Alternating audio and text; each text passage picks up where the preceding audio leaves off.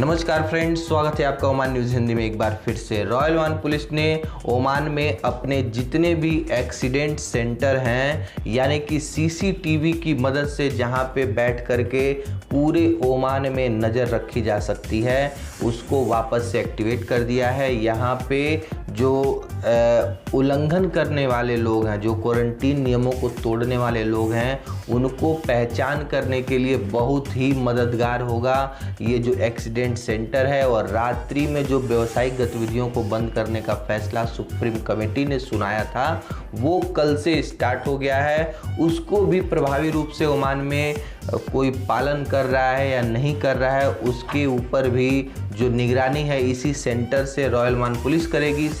Royal Oman police ने अपने update में बताया है कि ओमान में 2 अफ्रीकी महिलाओं के साथ एक व्यक्ति को गिरफ्तार किया गया है चीटिंग करने के मामले में। ये लोग सोशल मीडिया का सहारा लेकर लुभावनी तस्वीर मासूम लोगों को भेजते हैं और उन लोगों को फंसा करके ब्लैकमेल करके उनसे पैसे ऐंठते हैं कि मैं कंप्लेन कर दूंगी रॉयल ओमान पुलिस में, नहीं तो आप इतना रियाल हमको दीजिए। और जब इसकी शिकायत रॉयल ओमान पुलिस को मिली, उन्होंने त्वरित कार्रवाई करते हुए जो साइबर क्राइम की मदद से इन दोनों महिलाओं के साथ एक व्यक्ति को भी गिरफ्तार किया है, जिन्होंने ओमान में एक्सटॉर्शन का काम बहुत दिनों से कर रखा था। भोली भाली जनता को ये लोग फंसा के उनसे पैसे लूट रहे थे।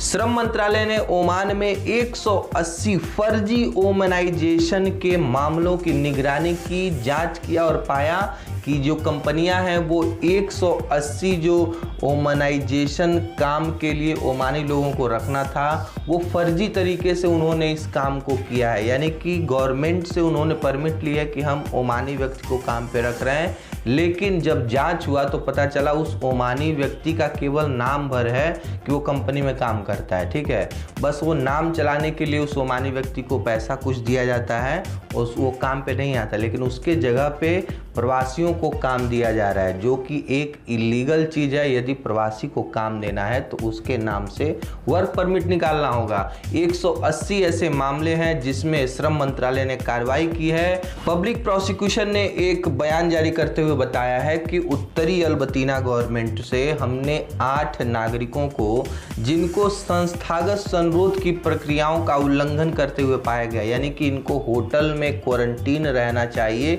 लेकिन इन्होंने उस नियम को नहीं माना। ये लोग बाहर निकल गए, बाहर जो एक झुंड बनाकर बातचीत करते पाए गए हैं और सीसीटीवी की मदद से इन लोगों की पहचान करने के बाद मिनिस्ट्री ऑफ हेल्थ ने इस मामले को रॉयल ओमान पुलिस को सौंप दिया। जब रॉयल ओमान पुलिस ने इन 8 लोगों को गिरफ्तार किया है और इनमें जब केस चला तो 6-6 महीने की जेल और 500-500 ओमानी रियाल का जुर्माना जो पब्लिक प्रोसिक्यूशन ने है इन्होंने इन लोगों पे लगाया है। तो देखिए, क्वारंटीन में यदि आप हैं तो क्वारंटीन में ही रहिए, केवल 7 दिनों की बात है। उसके बाद जब आपका दोबारा से कोविड टेस्ट होगा, आप नेगेटिव टेस्ट पाए जाए, पीसीआर टेस्ट आपका नेगेटिव आता है, तो आप जहां मन करे वहां घूमिए ना, कौन रोकता है आपको।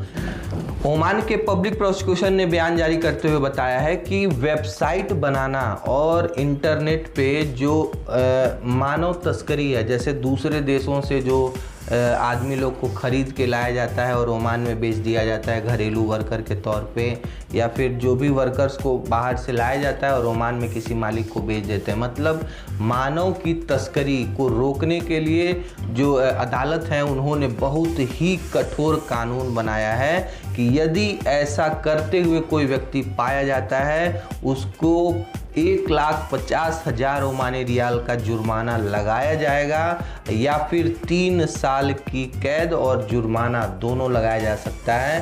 कोविड-19 के प्रसार को रोकने के लिए सुप्रीम कमेटी ने रात्रि का जो व्यावसायिक गतिविधियों को बंद करने का आह्वान किया है, वो कल रात से स्टार्ट हो चुका है और काफ़ी सारी, लगभग सभी दुकानें 8 बजे से पहले बंद होती दिखी हैं। ओमान में काफ़ी लोग निराश होकर के रेस्टोरेंट से वापस चले गए, क्योंकि 8 बजने के बाद इन लोगों को सर्व करने की परमिशन नहीं थी। और देखिए, आने जाने के ऊपर कोई पाबंदी नहीं है, ठीक है। केवल जो आप खरीदारी है वो नहीं कर सकते हैं, लेकिन जो पेट्रोल पंप्स हैं और जो दवा की दुकानें हैं, जो हॉस्पिटल्स हैं, ये सब खुले रहेंगे 24 घंटे। इसमें आप किसी भी तरह की अगर इमरजेंसी आपको महसूस होती है, दवा की ज़रूरत पड़ती है, पेट्रोल डीजल की ज़रूरत पड़ती है, गैस की ज़रूरत पड़ती है, तो आप जा कर के ले सकते हैं। इसके अलावा कोई और चीज़ आपको रात्रि के समय 8 बजे से सुबह 5 बजे तक नहीं मिलेगी।